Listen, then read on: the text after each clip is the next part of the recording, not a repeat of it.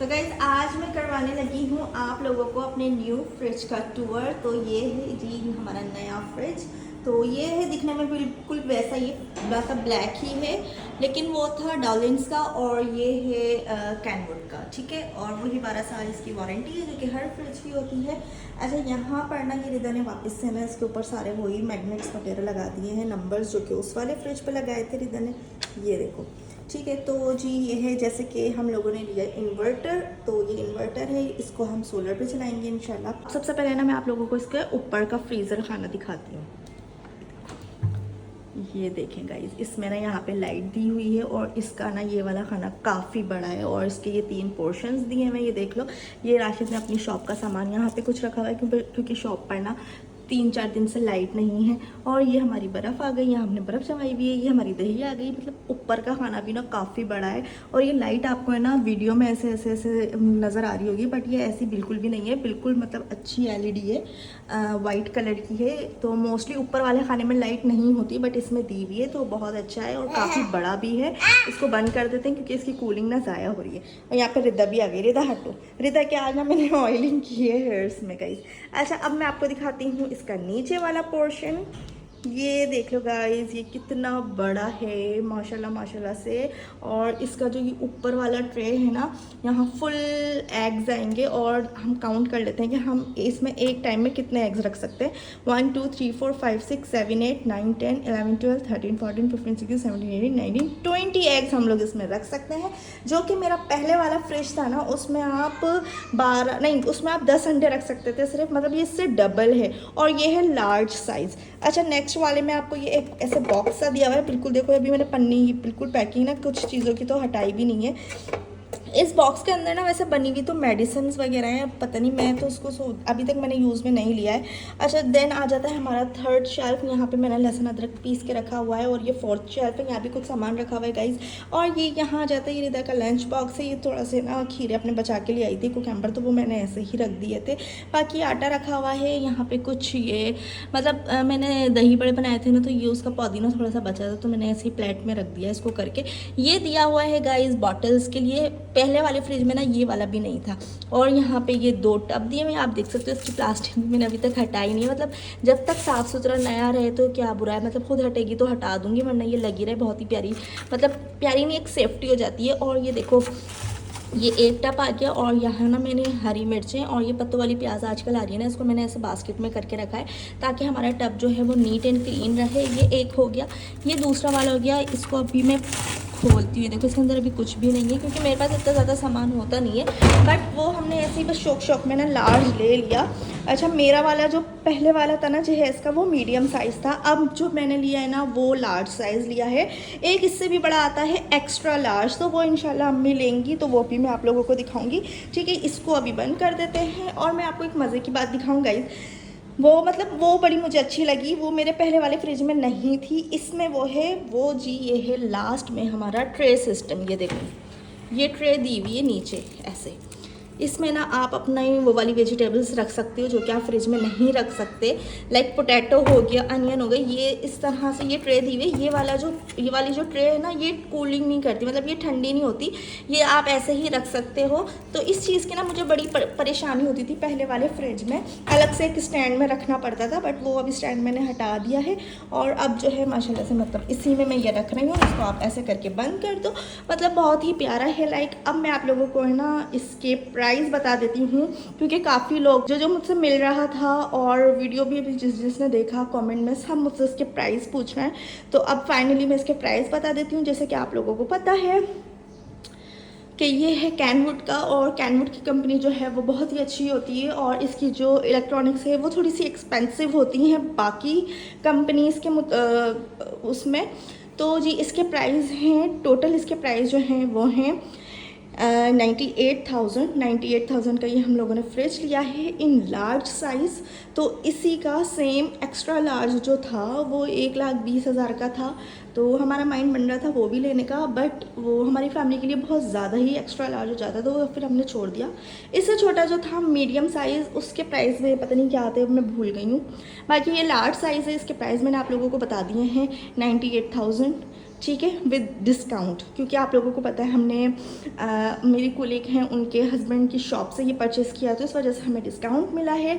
अगर आप भी परचेज़ करना चाहते हैं तो जो है मैं उनका कॉन्टैक्ट नंबर डिस्क्रिप्शन में दे दूँगी, तो आप जाके कॉन्टैक्ट कर सकते हैं और ले सकते हैं। मेरे रेफरेंस से, अस्मा राशिद अली के रेफरेंस से आप जाकर ले सकते हैं, तो आपको भी इंशाल्लाह अच्छा ही डिस्काउंट मिलेगा और एक अच्छी ही चीज़ मिलेगी। अस्सलाम वालेकुम everyone, welcome back to the channel. उम्मीद है आप सब ठीक ठाक होगे गाइस। तो सेकंड डे लग चुका है और आज है मंडे। सो मंडे का दिन ना थोड़ा सा टेंशन भरा होता है, क्योंकि छुट्टी के बाद फिर हम लोगों को स्कूल जाना होता है ना, तो इस वजह से। अच्छा, आजकल ना एक दिन छोड़ के एक दिन बाद मेरे व्लॉग्स आ रहे हैं, तो आई होप कि आप लोगों को कोई एतराज़ नहीं होगा, क्योंकि गर्मी बहुत ज़्यादा पड़ रही है हैदराबाद में, बहुत बहुत ज़्यादा। तो व्लॉग रोज़ ना आने की वजह गर्मी नहीं है एक्चुअली। मतलब अभी स्कूल भी ऑफ होने वाले हैं, आई थिंक 2 वीक्स हो रहे हैं। उसके बाद तो मैं थोड़ी सी सुस्त हुई हूँ ये सोचकर कि यार स्कूल एक बार मतलब बंद हो जाए ना, उसके बाद फिर व्लॉगिंग मतलब व्लॉगिंग को कंटिन्यू करेंगे और मतलब रेगुलर प्रॉपर व्लॉगिंग करेंगे। तो स्कूल से वापसी में ना गर्मी इतनी ज़्यादा होती है कि मतलब गर्मी की वजह से ना तबीयत ऐसी निढाल सी हो जाती है, फिर बस लेट जाओ और फिर जब शाम में उठो तो वही थकन थकन थकन। तो मुझे समझ ही नहीं आता कि मैं क्या व्लॉग बनाऊं क्या ना बनाऊं, और आजकल जो है कहीं जाना भी नहीं हो रहा है, तो आई होप कि आप लोग अंडरस्टैंड करोगे। तो खैर मैं फिर भी कोशिश करती हूँ कि बहुत ज़्यादा अच्छी व्लॉग बनाऊँ ताकि आप लोग बोर ना हो सको। तो खैर हम आज का स्टार्ट कर रहे हैं व्लॉग और चलते हैं, निकल रहे हैं, बस जा रहे हैं अभी। अस्सलाम वालेकुम everyone, welcome back to the channel. तो गाइज़ आज का व्लॉग स्टार्ट होता है इस गर्मी से, क्योंकि हैदराबाद में बहुत बहुत बहुत ज़्यादा गर्मी पड़ती है। कराची की निस्बत हैदराबाद बहुत ज़्यादा गर्म है और सर्दियों में इतनी ही ज़्यादा ठंड होती है यहाँ पर। अच्छा, दोनों ही मौसम एक्सट्रीम हो तो फिर वो नुकसान देते हैं इंसान की सेहत पे। तो बस हर साल जो है मैं बीमार हो जाती हूँ और इस साल भी बस हो ही गई बीमार, क्योंकि 5-6 दिन बाद आप मेरा व्लॉग देख रहे हो। मेरे में बिल्कुल हिम्मत नहीं थी, मुझे इतनी बुरी लू लगी थी, डायरिया हो गया था, मुझे फूड पॉइजन हो गया था, वॉमिटिंग्स लग गई थी। गर्मी की शिद्दत से मैं बहुत ज़्यादा गाइस बीमार हो गई थी। आप लोगों को बिल्कुल आइडिया नहीं है कि मतलब मैं किस तरह व्लॉग बनाती। बस ये जो भी है ना, आज का ये जो दिन, ये लास्ट डे था मेरा व्लॉग बनाने का। इस दिन के बाद मैं ना ऐसी बीमार हुई थी, ऐसी बीमार हुई थी कि मैं बेड से ही नहीं उठ पा रही थी। कौन सा खाना, कौन सा घर, कौन सी बच्ची, कौन सा शौहर, कुछ मुझे किसी बात का होश नहीं था।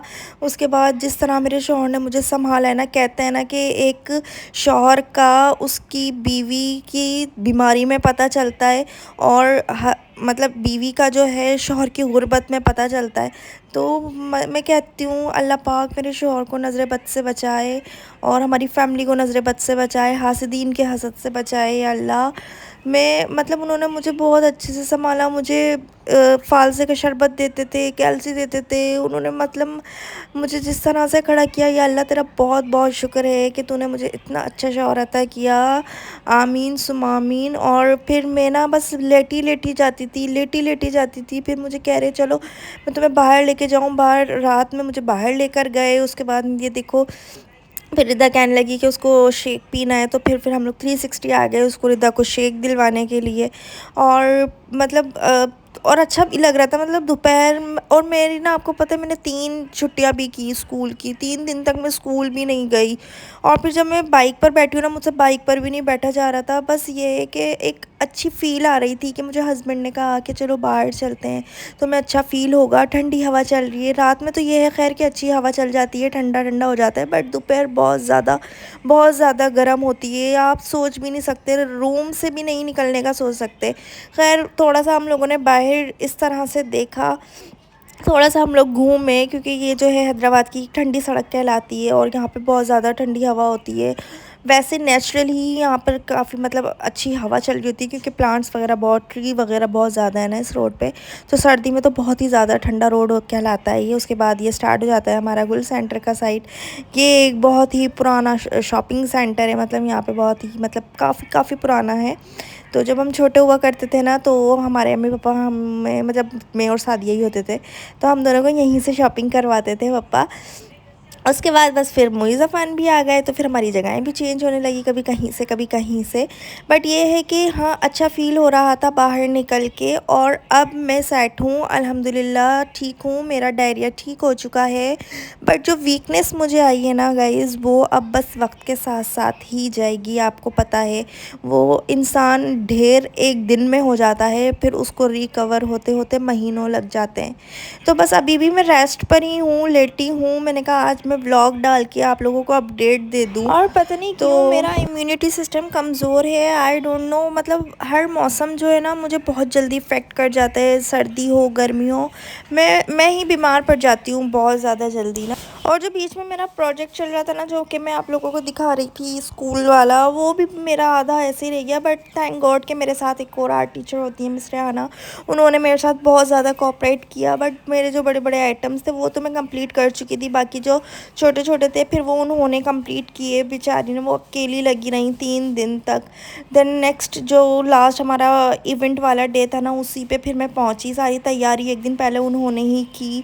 काफ़ी लोग हैं जो हमसे बहुत प्यार करते हैं, हमारा ख़याल करते हैं। वो ऐसे टाइम पर उन लोगों का पता चलता है कि वो हमें कितना सपोर्ट कर रहे हैं। तो मतलब एक यही टाइम होता है कि आपको अपनों का रियली जो अपने होते हैं ना, वो उनका पता चलता है गाइस। और जो भी पकाने वगैरह का होता था, वो उसका ख्याल तो आप लोगों को पता है मेरी अम्मी ही रख रही थी। बाकी किसी चीज़ की हिम्मत नहीं हो रही थी ना, तो फिर व्लॉग भी शूट नहीं कर सकी। ये वाला जो बस रास्ते में मैं बाहर गई थी ना, बस मैंने ऐसे ही कैमरा स्टार्ट कर दिया, तो मैंने कहा मैं वॉइस ओवर कर दूंगी और फिर आप लोगों को अपनी तबीयत का भी बता दूंगी। गाइस जो हैदराबाद से ना, वो तो पहचान गए होंगे कि अभी मैं किस वाले रोड पे आई हूँ। तो बहुत ही हैदराबाद का मशहूर एक चौक है, जिसको हैदर चौक कहते हैं। कोई भी स्ट्राइक हो, एहतजाज हो, कुछ भी हो, सब कुछ यहीं हो रहा होता है गाइस। और जिनको नहीं पता, उन्हें अब पता चल गया होगा। और यहाँ से हमने टर्न किया और अब हम लोग जा रहे हैं अपने घर की तरफ, क्योंकि मैं बहुत ज़्यादा थक गई थी बाइक पे बैठे बैठे। क्योंकि बाइक पे बैठने के लिए भी ना ताकत की ज़रूरत होती थी, जो कि मेरे में बिल्कुल भी नहीं थी। तो मैंने कहा राशिद बस बहुत घूम लिए, मैंने बहुत काली बार की हवा, बस अब फिर से मुझे ना घर ले चलो। मुझे वापस से बस एक एसी के सामने लेटना है और मुझे बस कुछ भी नहीं करना गाइस। सफ़र भी जो है वो थका देता है, और इस हालत में मुझे इतनी ज़्यादा वीकनेस हो गई है ना। इंशाल्लाह कल के व्लॉग में आप लोग मुझे देखना मेरी कैसी हालत हो गई है। आज तो फेस मैंने दिखाया ही नहीं।